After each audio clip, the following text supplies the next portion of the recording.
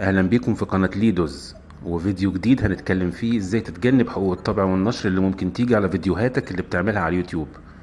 النهاردة نقدر نقول بالفم المليان وداعا لحقوق الطبع والنشر على اليوتيوب من خلال برنامج سهل واحد في الاستخدام. ما تفوتش اي حاجة من الفيديو عشان نقضي تماما على موضوع حقوق الطبع والنشر.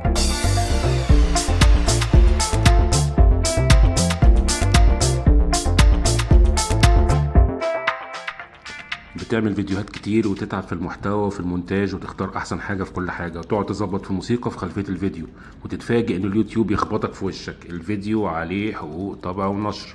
طب ليه عليه حقوق طبع ونشر؟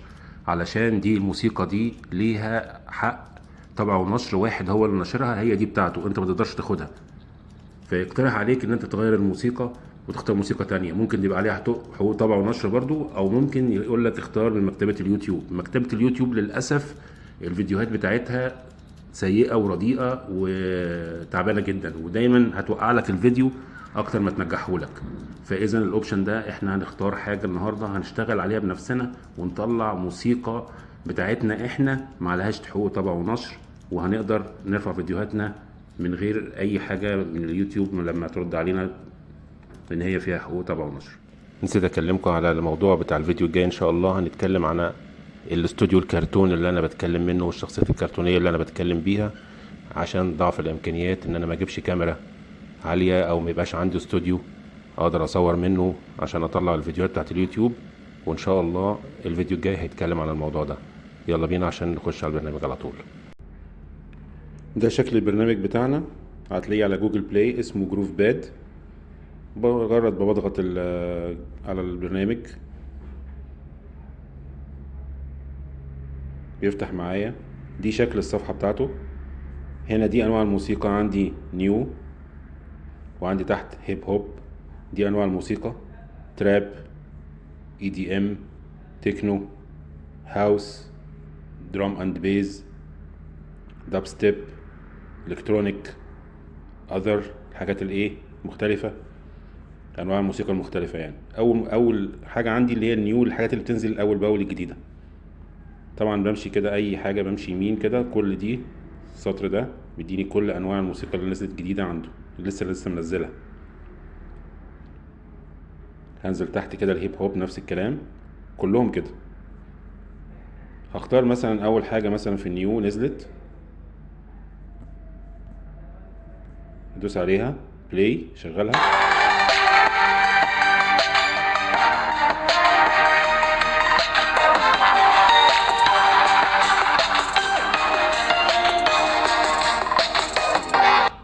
دوس عليها ستوب.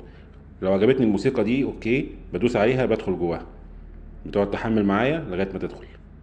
اشوف اللي جنبيها مثلا، اعمل بلاي.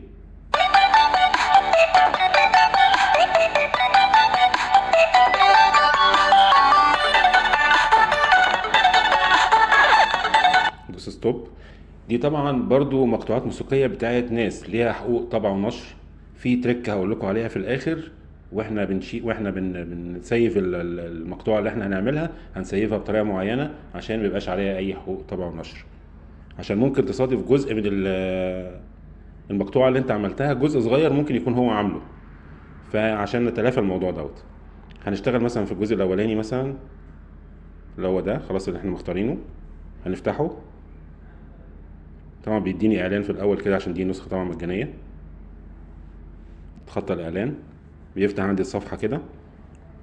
طبعا عندي 4 في كل جزء من الموسيقى. يعني مثلا هنا ال4 الاولانيين دول اللي في الشمال، دول بتوع اللي في الشمال فوق، دول الطبلة مثلا. الليد في اليمين تحت. في البيز، وتحتيها المؤثرات الصوتية. اي حاجة هشغلها مع بعض كلهم متركبين مع بعض هيعملوا لي الموسيقى اللي انا محتاجها. طبعا بالتدريب واحدة واحدة هنقدر نفهم. في الجزء اللي في اليمين فوق في A وفي B. A و B دول اتنين، دول ممكن اعمل ميكس بينهم واشغلهم مع بعض في نفس الوقت في نفس المقطوعة الموسيقية اللي انا هعملها. هشتغل في الايه مثلا كده. طبعا انا مش هتكلم طبعا وانا بشغال عشان الصوت طبعا هيبقى ايه مش واضح. هدوس على اي حاجة مجرد بهبد على الكيبورد بالظبط، انا كأني بهبد على الكيبورد. وهنسمع موسيقى عاملة ازاي.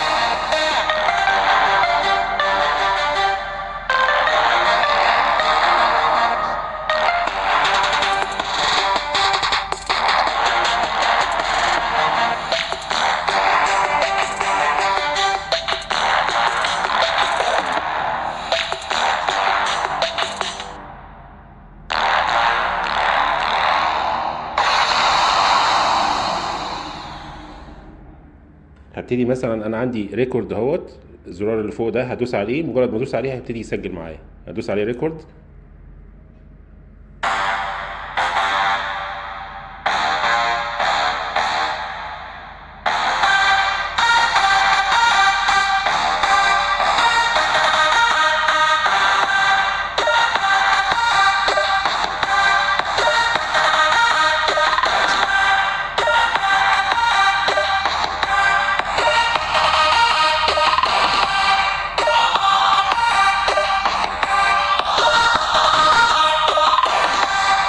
حط الاعلان وادوس ستوب. خلاص الجزء اللي انا عملته خلاص اتسيف. ده التريك اللي احنا بنعمله بقى، ان احنا بنغير في الاسم بتاع المقطوعه لما تيجي تتسيف، عشان ما تنزلش عند اليوتيوب يشوفها ان دي بتاعت الشخص الفلاني، هو صاحب المقطوعه. ممكن تصادف جزء منها في اللي هو عامله قبل كده، فيديك حقوق طبع ونشر كده. بعد ما بتغير الاسم بتاعها خلاص هو ما بيتعرفش عليها خالص، وفعلا دي مقطوعه انت عاملها.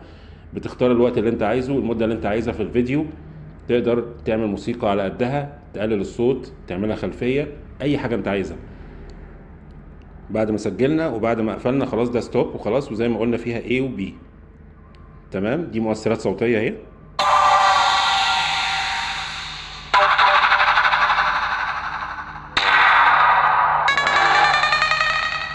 طبعا انتوا بالتدريب طبعا واحده واحده طبعا هتخترعوا حاجات جامده جدا، وهتطلعوا مقطوعات جميله هتعجبكم. في جزء ليسونز اللي هو في اليمين فوق ده الاصفر، ده ليسونز لو انت عايز تتعلم ازاي تعمل تراك شكله كويس او شكله محترم. انت لو دوسنا على ليسونز دي هيدينا هنا 10 ليسون ورا بعض. اي واحده هدوس عليها هتديني، هيعلم لي انا هدوس على ايه، هيطلع لي موسيقى معينه افضل لغايه ما عملتها صح في نفس الوقت. خلاص بيديني اوكي ان انت عديت الليسون ده، عديت الليسون 2 3 4 لغايه 10. انت كده جاهز ان انت تعمل اي حاجه. بس اعتقد من غير الليسونز دي انت ممكن تعمل اللي انت عايزه. ارجو اكون ان شاء الله باذن الله في التوكو و... وان شاء الله الفيديو اللي جاي باذن الله هنتكلم زي ما قلت لكم على الشخصيات الكرتونيه، ازاي نقدر نعمل محتوى بدون الظهور، بدون امكانيات خالص. بتنزل برنامج بتشتغل عليه، بتعمل اي حاجه، تقدر تتكلم، تقدر تقول اي حاجه بدون الظهور، وفي نفس الوقت ممكن يبقى محتوى كويس تعمل بيه قصص محترمه جدا. يا رب يكون الفيديو عجبكم ان شاء الله. ما تنسوناش بدعمكم بلايك ونشير الفيديو، واللي ما اشتركش في القناه يشترك في القناه ويفعلوا زر الجرس. واشوفكم على خير ان شاء الله في الفيديو الجاي. شكرا.